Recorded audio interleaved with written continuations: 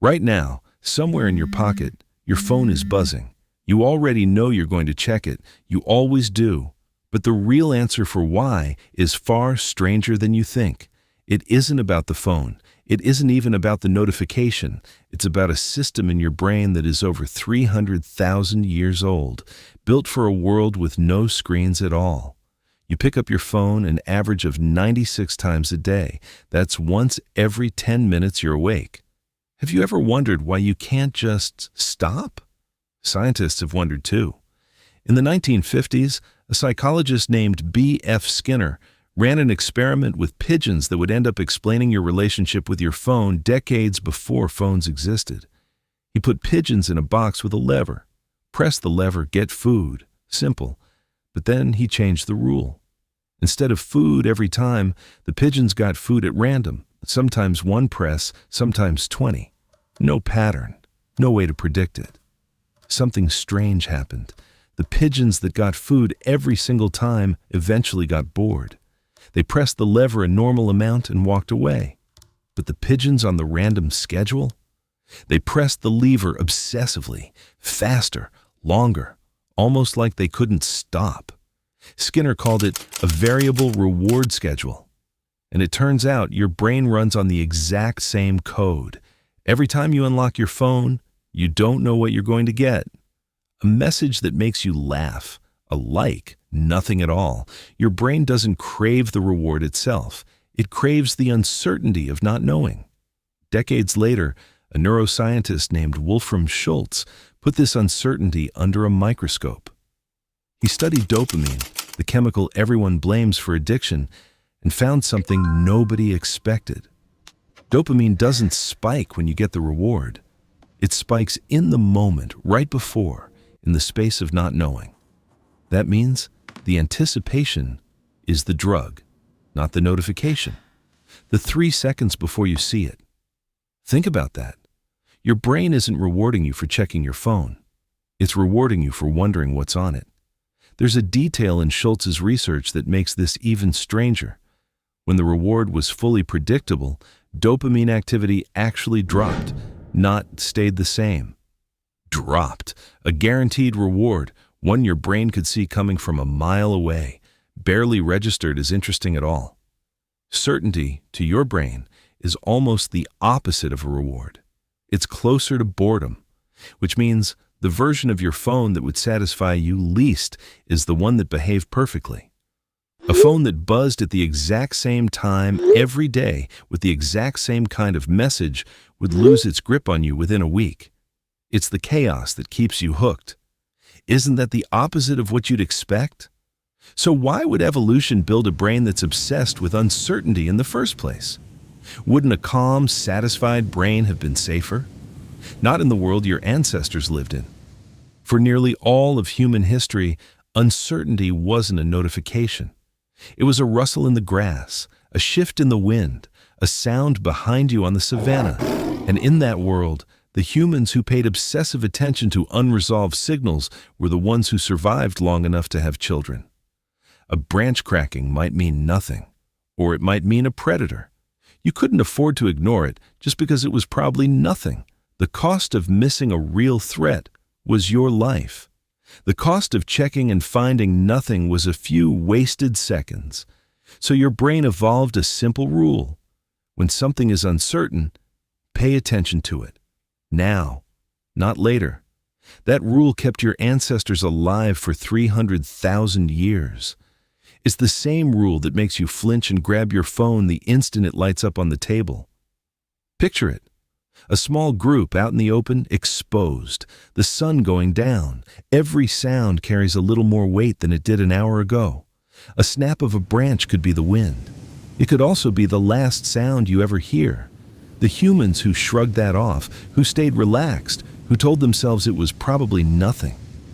Some of them were right, but the ones who were wrong didn't get a second chance to learn from the mistake. So evolution didn't reward calmness. It rewarded hypervigilance. It rewarded the individual who couldn't rest until the uncertain thing was resolved. That trait got passed down, generation after generation, refined over hundreds of thousands of years, until it became so deeply wired into you that you don't even experience it as a choice anymore. Your hand is already moving toward the phone before your conscious mind is caught up. But there's a second piece of this puzzle, and it isn't about danger. It's about people. An anthropologist named Robin Dunbar spent years studying primates and noticed something about group size. As primate groups get bigger, the amount of time spent grooming each other goes up, not for hygiene, for information. In primate groups, knowing who's allied with whom, who's angry at whom, who just had a baby, was survival information. Being out of the loop could get you excluded from the group. An exclusion for an early human could mean death. Dunbar's theory was simple. Humans developed language largely to do the same job, faster. Gossip wasn't a character flaw. It was social surveillance.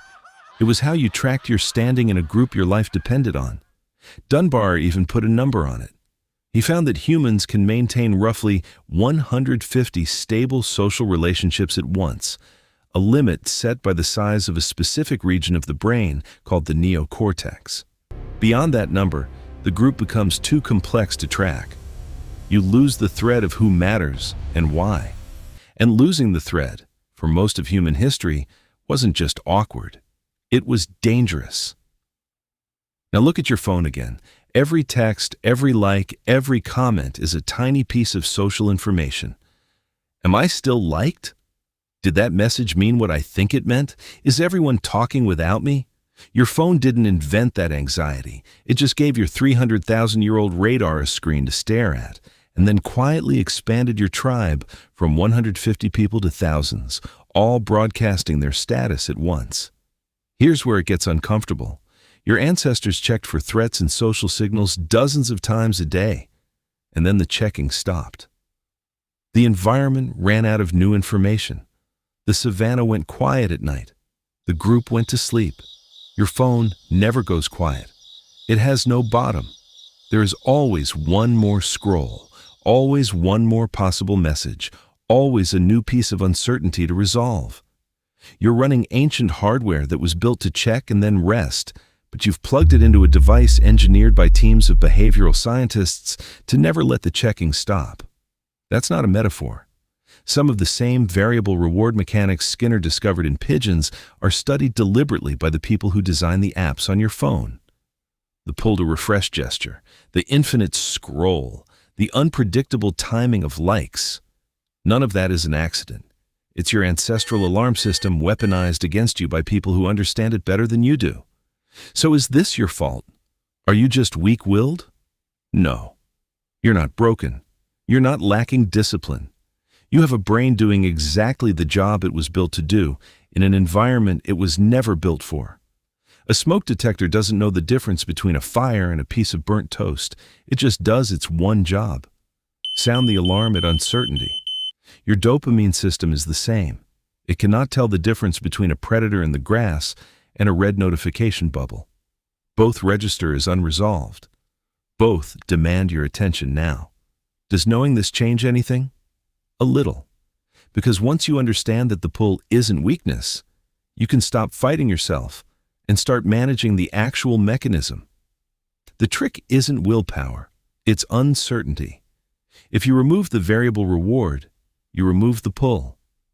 Turning off notification badges doesn't just reduce interruptions, it removes the ambiguous signal your brain is built to chase. Checking your phone on a schedule instead of at random does something similar. It turns a variable reward into a predictable one, and predictable rewards, as Skinner showed, don't create the same obsessive pull. You're not trying to beat evolution, you're trying to outsmart it, the same way your ancestors outsmarted the animals that were faster and stronger than they were, not with more willpower, with better information about how the system works. Think about how strange this would look to someone from 10,000 years ago.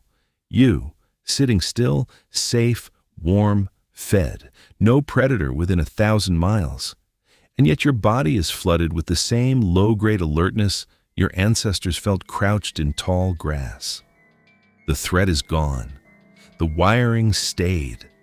That mismatch has a name among researchers who study it: evolutionary mismatch. Your genes are running software built for the Pleistocene, installed on hardware living in the age of smartphones. The gap between those two timelines is where almost all of your compulsive checking actually lives. It isn't a personal failure. It's a timing problem, hundreds of thousands of years in the making, and you happen to be the generation caught in the middle of it. Because here's the truth underneath all of it. Your ancestors survived by staying alert to a world of real, unpredictable danger. That instinct kept the species alive for hundreds of thousands of years. It built you. It's not a flaw in your design. It's the reason you exist at all. The problem isn't that your brain is broken. The problem is that the world changed faster than your brain could. Consider how fast that change actually happened. Humans existed for roughly 300,000 years before the first smartphone ever lit up in someone's hand. In evolutionary terms, the smartphone arrived less than a heartbeat ago. Your body hasn't had time to catch up, and it won't, not through willpower alone, not in your lifetime, maybe not for 100 more generations. You are, quite literally, ancient hardware meeting a device from the future. That's not an excuse. It's a diagnosis. And a diagnosis is the first step toward doing something about it, instead of quietly blaming yourself for a system you never designed and never agreed to. So the next time your phone buzzes and your hand moves toward it before you've even decided to move it, remember this: that's not weakness. That's not addiction in the way you've been taught to think about it. That's 300,000 years of survival instinct still running, still trying to keep you alive. You're not checking your phone. Somewhere underneath all of it, you're still listening for the sound in the grass.